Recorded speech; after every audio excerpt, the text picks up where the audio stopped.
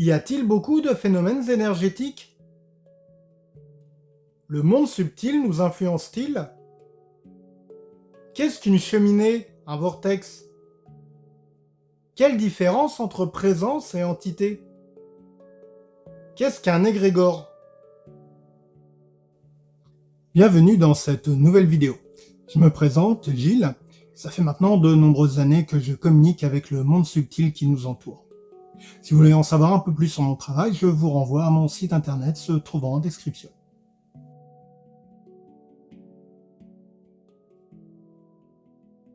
Lorsque l'on s'intéresse à l'énergie, il est assez facile de trouver de l'information. Déjà sur internet. Ensuite par connaissance. Quelqu'un qui connaît quelqu'un qui connaît. Des livres, parfois des stages.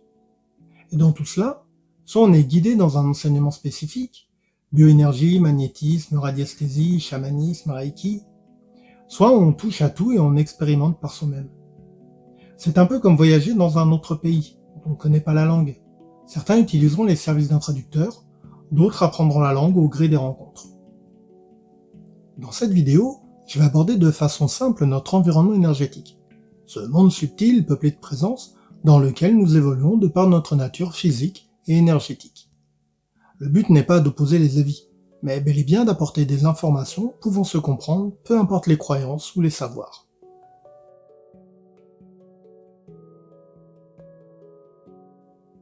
Commençons par le début, notre planète Terre.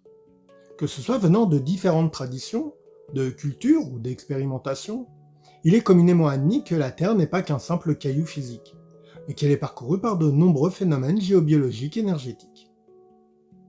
Citons en premier lieu les lignes énergétiques ou réseaux, Hartmann, Curie, Perret, Weizmann, qui parcourent la planète, formant un maillage dense qui véhicule l'énergie subtile.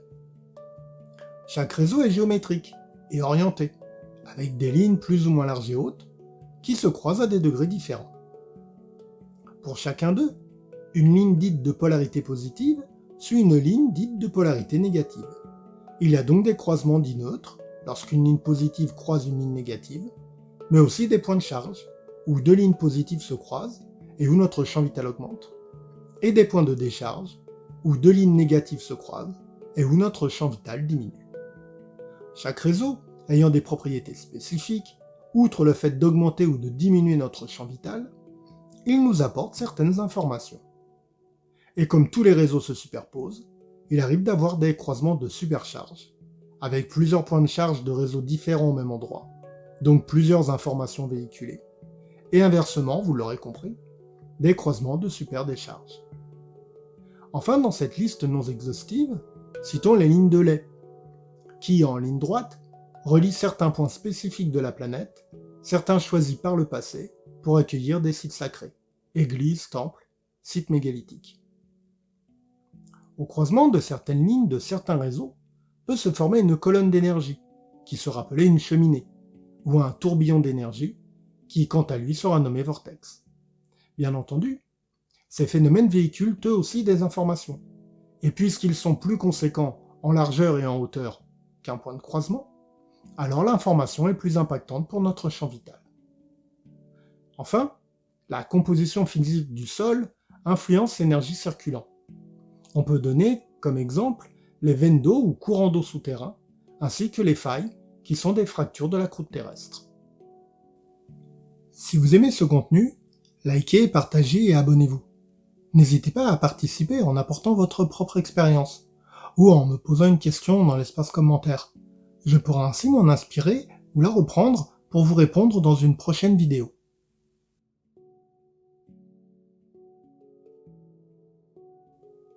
La Terre est un maillage énergétique, mais pas que, puisqu'elle abrite un grand nombre de présences ou d'entités différentes. Alors, présence ou entité? Il est fréquent de dire que les présences sont positives et les entités négatives. Il me semble plus intéressant de parler de présence lorsque leur énergie ou vibration est compatible avec la nôtre, d'où l'augmentation de notre champ vital, et de parler d'entité lorsque leur énergie ou vibration est incompatible, avec une diminution de notre champ vital. Voici quelques exemples de présence. Les anges et les archanges, qui sont souvent décrits comme des êtres spirituels de lumière, présents pour nous accompagner. Ils sont traditionnellement associés à des fonctions ou compétences spécifiques.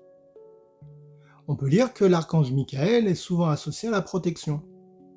Une information trouvée qui peut très vite devenir une limite, puisque de façon générale, une présence subtile a plus d'une capacité. Et c'est en communiquant avec elle que l'on peut en savoir plus. Les dragons et les esprits de la nature, fées, licornes, elfes, ce sont des êtres subtils, chacun ayant sa propre personnalité et ses propres caractéristiques. Cette classification peut prêter à sourire, pour autant elle s'appuie sur certaines traditions et sur un visuel collectif. Notons quand même que si ces appellations restrictives peuvent permettre une identification sommaire, elles peuvent aussi desservir, brouillant notre approche envers une présence. Là aussi, communiquer avec sera la meilleure façon de l'appréhender. Les défunts, qui sont des âmes qui ont quitté leur corps physique. Pour beaucoup, elles ascensionnent, font le choix de monter dans la lumière. Elles peuvent ensuite revenir sous la forme d'une présence subtile, et leur vibration devient compatible avec la nôtre.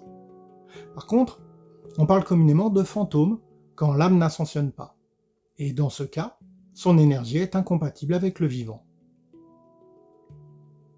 Les guides spirituels sont des êtres subtils qui nous accompagnent dans notre évolution, en fonction de notre chemin ou mission de vie. Être guide spirituel envers un humain, ou gardien des lieux pour un lieu, est plus une fonction, un titre qu'une présence choisie. Pour exemple de guide, certains peuvent être des archanges, des animaux totems, ou des défunts qui sont montés dans la lumière. À noter que votre guide répond à vos questions en fonction de votre évolution, sans émettre de jugement et sortant de la dualité vérité-mensonge. Une notion que nous aborderons dans une autre vidéo. À mon sens, il est important de dépasser toute classification. Ainsi, communiquer avec les présences nous permet d'aller au-delà des croyances, pour se forger sa propre expérience. Une démarche identique que nous faisons lorsque nous rencontrons une nouvelle personne. Nous pouvons classifier l'autre, sans lui parler et vivre la relation sur des préjugés, ou lui adresser la parole et apprendre à la connaître en communiquant.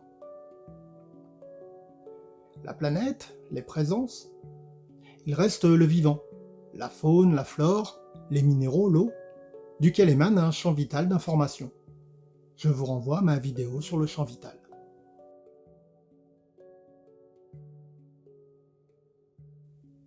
Comme on peut le voir, nous baignons dans tout un tas de phénomènes énergétiques s'influençant les uns les autres. Il n'y a pas de liste exhaustive, notre connaissance du monde subtil est limitée. Mais que nous le voulions ou non, de par notre nature physique et énergétique, nous interagissons déjà avec lui. En effet, nos constructions, notre technologie, notre champ vital et même nos pensées changent l'état énergétique présent sur un lieu. Il en va de même pour un point de charge, un vortex ou une entité qui changera l'état énergétique des personnes présentes sur le lieu. En observant la configuration d'un site sacré, on s'aperçoit qu'il n'a pas été construit au hasard, mais qu'il tient compte de l'emplacement de certaines lignes énergétiques, des points de charge et des points de décharge du lieu. Ce site permettra au champ vital des occupants de se nettoyer et de se nourrir. Par contre, dans nos constructions anarchiques d'aujourd'hui, il n'est pas rare de voir une habitation sur un point de décharge, le tout accentué par un réseau électrique qui n'est pas relié à la Terre, ou une faille d'eau polluée. Ici, les occupants verront leur champ vital diminuer. Vous l'aurez compris, prendre conscience de notre environnement subtil devient essentiel pour vivre en harmonie avec lui et avec nous-mêmes. En effet, notre champ vital fait partie de nous, au même titre que notre corps physique. Et tout comme ce dernier, qui est notre interface pour interagir avec le monde physique, notre champ vital nous permet de communiquer avec le monde subtil. Ce que nous aborderons dans une autre vidéo.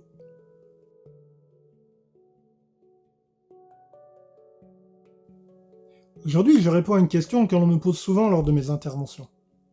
Qu'est-ce qu'un égrégore ? Alors, un égrégore est une présence ou entité créée par l'énergie des pensées et des émotions humaines. Plus la concentration des pensées est importante, et plus l'égrégore est important. On peut créer un égrégore seul ou en groupe, Il peut donc être rattaché à une religion, un parti politique ou à une entreprise. Celui-ci pourra ainsi influencer le ou les créateurs, mais aussi toute autre personne à son contact. Prenons l'exemple d'un produit de consommation mondialement connu. Il possède un égrégore, permettant à l'entreprise de vendre son produit, contentant les actionnaires. Mais cet égrégore influence aussi l'achat du produit pour que vous le consommiez, et ainsi diminuer votre champ vital. À noter qu'une forme pensée mondiale, liée à un événement traumatique, peut évoluer en égrégore. La forme pensée n'est qu'une information qui se propage. L'égrégore, lui, cherchera à se développer, s'appuyant sur cette information véhiculée. Merci d'avoir suivi cette vidéo jusqu'au bout. J'espère vous retrouver très bientôt, et en attendant, prenez soin de vous.